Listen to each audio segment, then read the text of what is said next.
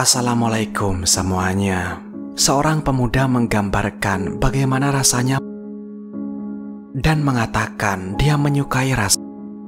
Pemuda itu menjadi terobsesi dengan setelah membaca kasus rantai bernama Jeffrey Dahmer yang memperkaos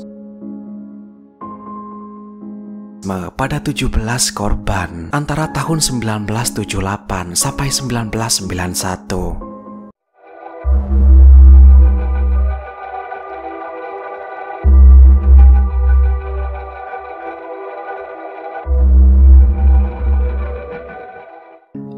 Seorang pria dari Rusia bernama Dmitry Luchin atau sering dipanggil Dimka ini adalah seorang penyair muda berusia 21 tahun.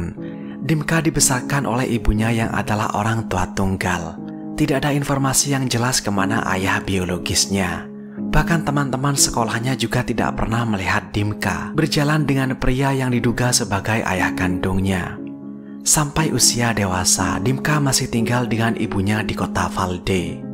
Karena Dimka adalah anak tunggal, ibunya selalu berusaha keras untuk membahagiakan Dimka dan memenuhi semua kebutuhannya dengan bekerja sebagai guru ilmu komputer. Sebenarnya tidak ada yang salah dengan pergaulan Dimka. Dia dikenal sebagai siswa pendiam tapi tetap bergaul dengan teman-temannya dan selalu menciptakan image positif. Dia juga tidak pernah dibully di sekolah. Bagi teman-temannya, Dimka adalah panutan. Dimka tidak terlalu suka berpesta, dia lebih suka menghabiskan waktunya membaca buku.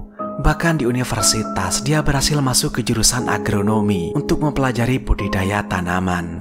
Setelah lulus kuliah, dia juga sempat menjalani latihan militer dan jadi seorang tentara angkatan darat. Di sisi lain, Dimka sangat tertarik pada olahraga angkat berat dan sangat berbakat dalam membuat lirik dan syair puisi. Dia sering memposting syair-syair puisi ciptaannya yang indah di halaman Facebooknya yang diikuti hampir 6.000 orang. Secara garis besar, dalam kesehariannya tidak ada yang salah dengan Dimka. Tapi kalau diperhatikan lebih mendalam, ada beberapa orang yang bertanya-tanya tentang ideologi dan juga pandangannya. Di saat mayoritas penduduk Rusia menganut agama Kristen Ortodoks termasuk ibunya, Dimka malah menganut Hermetisisme. Hermetisisme adalah kepercayaan yang simpelnya merupakan campuran antara agama dan filsafat. Di dalam Facebooknya, dia juga bergabung dalam sebuah grup bernama Dunia Maniak dan Pembunuh Berantai. Dia juga sangat mengidolakan dua tokoh pembunuh terkenal dunia, yaitu Jeffrey Dahmer dari Amerika dan Harry Sikalia dari Uni Soviet.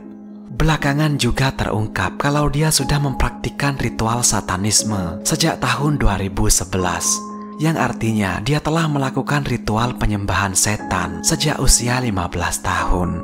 Pada tanggal 6 Maret 2017, Dimka memposting sebuah foto yang memperlihatkan beberapa piagam penghargaan nasional sebagai penyair terbaik dari Persatuan Penulis Rusia. Itu sangat membanggakan.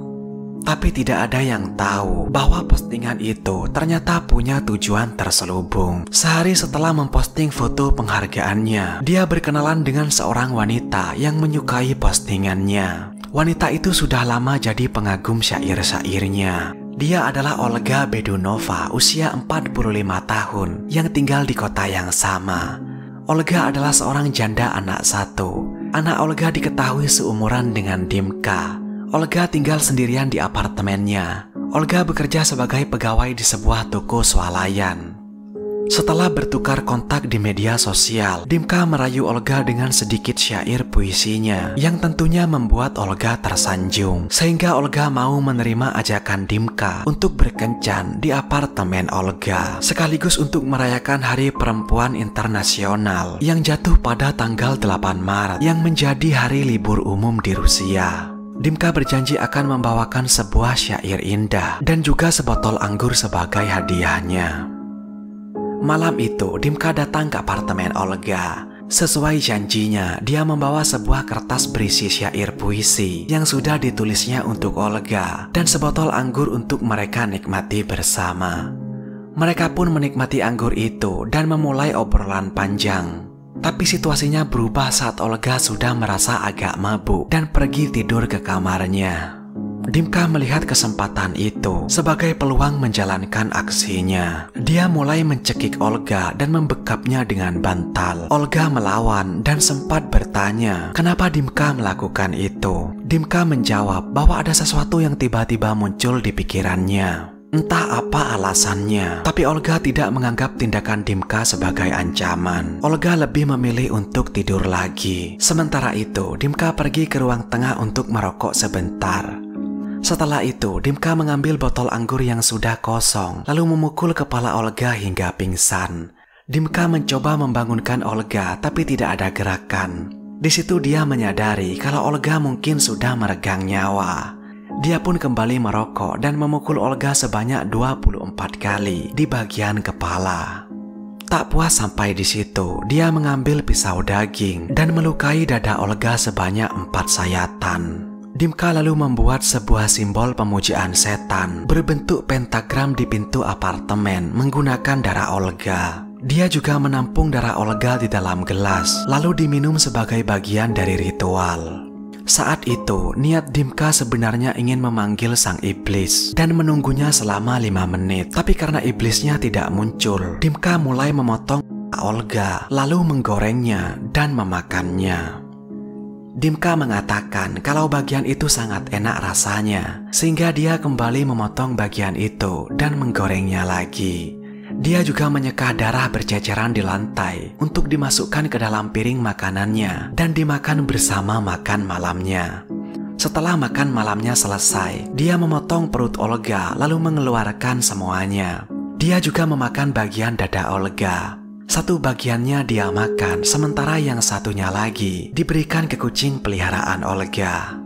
Dia juga memasukkan botol anggur yang dibawanya ke dalam alat vital Olga dan memainkannya untuk kepuasan Dimka sendiri. Setelah semua selesai dia lakukan, dia kembali menulis syair menggunakan darah di dinding apartemen Olga yang berbunyi, "Aku semakin menginginkan jiwa yang murni lebih daripada tubuh yang manis. Karena dari jiwa selalu membutuhkan waktu lebih lama, tapi dari tubuh hanya butuh 2 jam dan itu menggairahkan." Dimka keluar dari apartemen itu di pagi hari dengan membawa iPad, hairspray, dan uang setara 300.000 rupiah. Anak laki-laki Olga yang tidak bisa menghubungi ibunya pergi ke apartemen untuk mengecek, tapi dia malah menyaksikan pemandangan yang sangat mengerikan. Dia langsung menghubungi polisi untuk melaporkan kejadian itu. Polisi yang datang ke sana juga dibuat syok dengan apa yang terjadi. Tidak sulit bagi polisi untuk melacak jejak pembunuhannya, dan mereka sudah tahu pada siapa mereka harus bertanya. Di sana, Dimka menjelaskan semua yang dia lakukan secara rinci pada polisi. Katanya, pembunuhan itu dilakukan agar dia bisa mendapatkan inspirasi syair dan membawa puisinya ke tingkat yang lebih baru. Tak lama kemudian, Dimka langsung ditahan. Tapi bahkan Dimka secara sukarela mengajak polisi kembali ke apartemen Olga untuk menunjukkan semua barang-barang buktinya. Sungguh aneh. Kasus yang diperbuatnya benar-benar menggemparkan Rusia saat itu, khususnya warga kota Valde. Tapi ada juga beberapa orang yang mengatakan bahwa Dimka adalah seniman sejati. Awalnya Dimka diduga mengalami gangguan psikologis, tapi setelah dievaluasi, Dimka dinyatakan waras dan sehat secara mental dan dapat diadili untuk mempertanggungjawabkan perbuatannya. Beberapa minggu kemudian, persidangan perdananya dimulai. Tapi dalam persidangannya, ternyata Dimka mencabut pengakuannya dan mengaku kalau dia tidak bersalah. Tapi dia tidak punya bantahan apapun terkait bukti-bukti yang kuat di persidangan. Ibu Dimka juga percaya bahwa anaknya tidak mungkin melakukan hal seperti itu. Tapi karena bukti-bukti sudah terlalu kuat, terlebih lagi Dimka pernah mengakui apa yang telah diperbuatnya yang bisa ditunjukkan lewat video rekaman. Atas kejahatannya, pada tanggal 8 Desember 2017, Dimka dinyatakan bersalah dan dijatuhi hukuman 19 tahun penjara tanpa adanya kemungkinan bebas bersyarat. Dia juga diwajibkan membayar denda pada putra korban atas kerusakan moral setara 315 juta rupiah. Kasus ini memberikan kita pelajaran untuk lebih waspada lagi pada orang yang baru kita kenal, apalagi lewat media sosial. Tetaplah aman dan saya akan menemui kalian pada kesempatan berikutnya. Terima kasih sudah menonton.